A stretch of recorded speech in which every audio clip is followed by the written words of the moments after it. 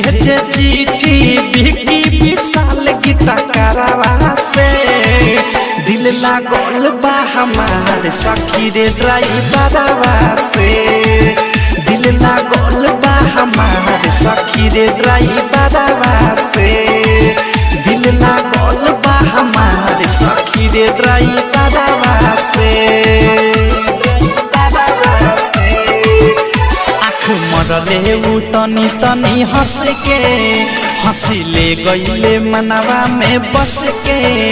आँख मरले उ तनी तनी हंस के हंसिले गईले मनवा में बस के हो बानी पे चैन चैन मिले ना लड़ते नजरवा से बानी पे चैन चैन मिले ना लड़ते नजरवा से दिल लागल बा हमार सखी रे ड्राइवरवा।